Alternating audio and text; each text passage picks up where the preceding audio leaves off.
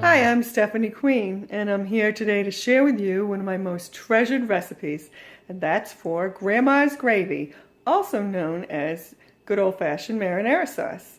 My grandmother was from Italy, down the south, and she lived on a farm all her life. She came over, she was a wonderful cook, but she'd never learned to read or write. So she had no recipes written down. I had to follow her around the kitchen with my notebook in hand and take down how she did things.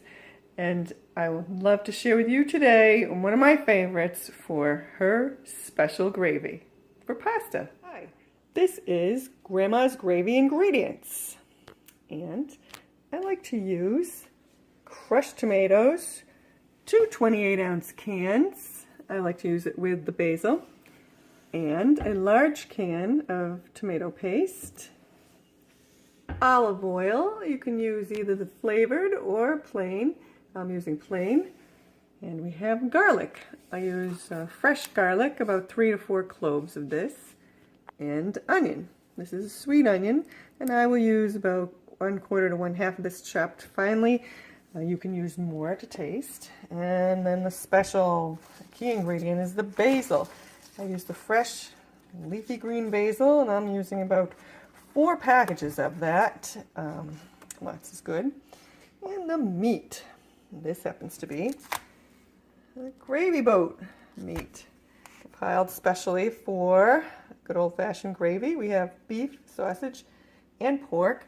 And then finally, I'm adding special pork bones with some meat and fat on them. But the all-important bone marrow for extra flavor and nutrition. And there's the ingredients. So first we're going to heat up some olive oil in a good sturdy pan over medium heat. Be generous with the olive oil. Okay, cut. We'll add the meat. We'll brown that. We have sausage, pork, and beef.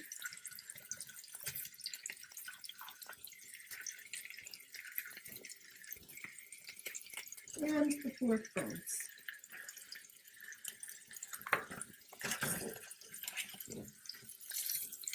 We'll brown these first. Now that the meat is browned, we'll remove it from the pan. It doesn't have to be cooked all the way through because we'll be putting it back into the gravy to simmer later. Good. We're going to add some chopped onions and some finely chopped garlic cloves. We'll use probably 3 or 4 of these. I would say these are big, so we will use 3. Chop them up very finely. And now we'll add the chopped onions and the chopped garlic to the pan to saute. And then we will add the basil. You can see here we have quite a bit of it. We take it off and we break it up. Let that juice go and throw it in. Thank you. So we saute up the basil, garlic, and onions. Might need to add a little bit more olive oil. Always be generous with that. And once that looks like it's cooked and the flavors are simmering, we add the tomato paste.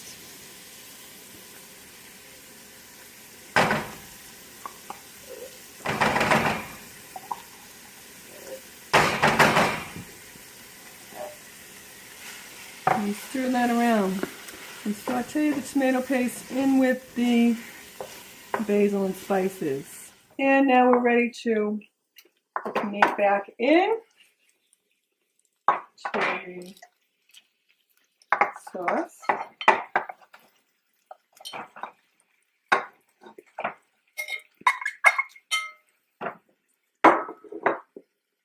Now we're ready to add the crushed tomatoes, 2 large cans.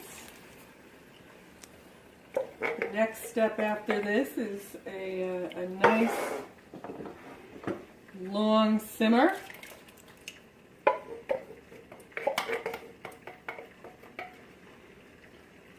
Stir that so that it's mixed. You might add a little water to give it the right consistency, and then we cover and simmer for 2 to 7 hours, depending on how much patience and time you have, but I wouldn't do it less than 2 hours. Thanks. Bon appetit.